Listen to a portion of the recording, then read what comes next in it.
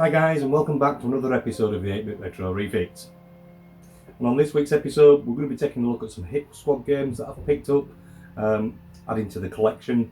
We're going to go for the full 122 hit squad games. It's going to be done over a period of weeks, months, because some of them are quite expensive and quite rare to get hold of. We're also going to have a quick look at the CD32. Sorry I've not put any content out over the last few weeks. Myself, my mother and my sister have all been suffering from COVID. We've just had no energy levels at all, so hence why there hasn't been any videos. So apologies for that. We're all getting there. I'm still there, still got it on my chest. Energy levels are a little bit low, so I've still not done any repair work as such yet. But hopefully in the next couple of weeks we should be resuming back to full functionality again, fingers crossed.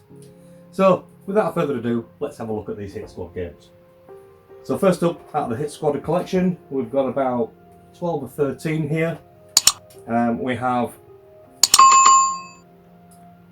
unnumbered hit squad game, which is for the under 6, and we have fun for schools for 6 to 8 year olds.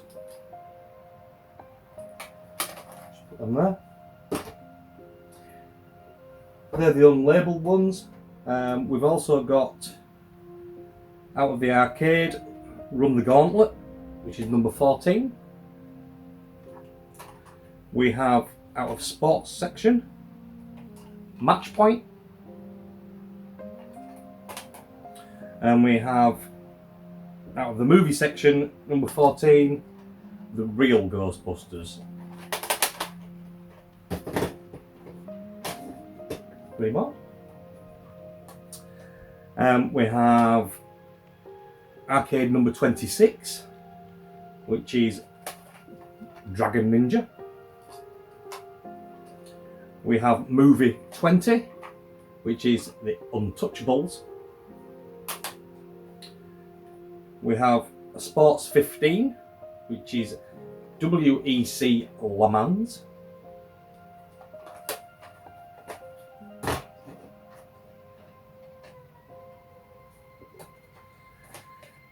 We have another arcade number 1 this time, which was Enduro Racer.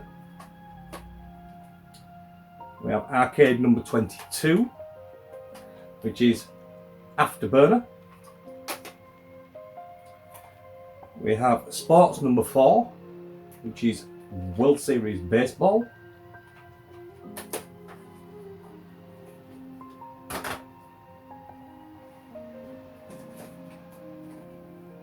We have movies number 19, which is Ghostbusters 2. Movie 7, which is Miami Vice. And we have these stronger glasses. I think that's in a sports section, number 8, which is International Karate Plus. Absolutely awesome game is that. And we have arcade number 21, which is Operation Wolf. So that brings us up to 67 hit squad games out of 122. If you'd like to see the full list of what I have, if you look into the description, you'll find a link to our Facebook group. If you join the Facebook group and have a look at the pinned notifications at the top of the page, there's a full list of all the games there. There is some games which I have duplicates as well, so if you're collecting hit squads yourself and you are wanting some of the games off the duplicates, please hit me up in the group, and we'll see about swaps or potentially selling you these duplicates if you would like.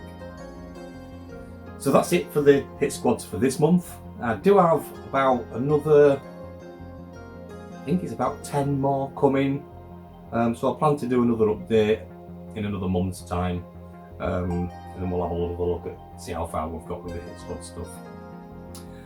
On top of that, we have, or should I say, I have started to 3D print some cases for these games. I didn't know what to go with first. So I started printing these racks in white, and I've also done one in blue. So what do you think? Do you think I should continue printing them all in blue? Do you think I should do them in white?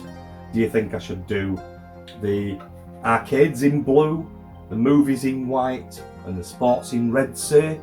If you've got any particular preference that you think I should be doing them in, drop me a comment. I'd love to hear from you.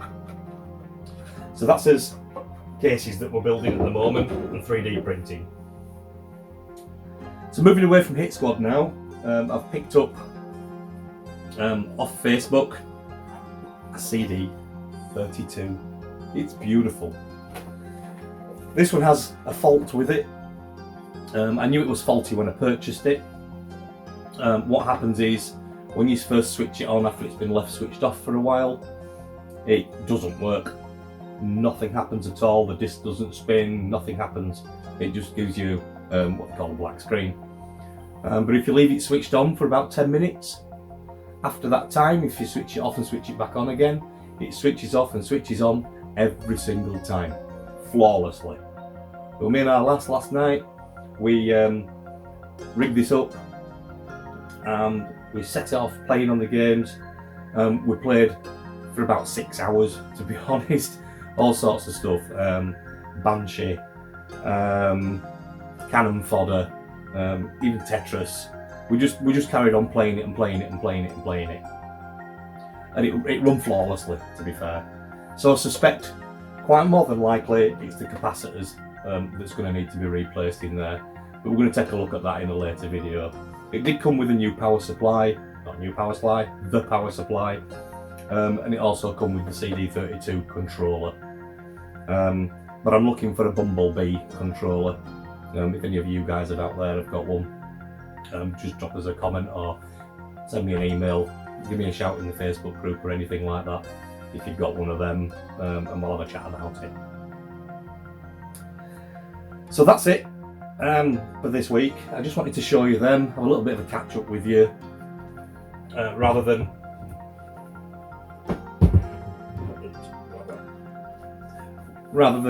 just not doing any videos at all. As I said, sorry I've not been on doing any videos for a while, but my health has been more important. So yeah, so we've got a few things coming up. I still have a 1084S screen to sort out. I've got an Atari STE that's turned up. We've still got the SX to finish off. I've not been anywhere near that yet, but I will be coming back to that shortly. What else do we have? I think I've actually got one of those space helmet televisions. I'll pop a picture up. But that needs to be taken a look at. It looks like it's got vertical collapse because there's just a single white line right across the centre of the screen. So I need to be having a look at that. I'm not really up on TV screens very much, the old CRT ones. I'm okay with capacity changing and things like that.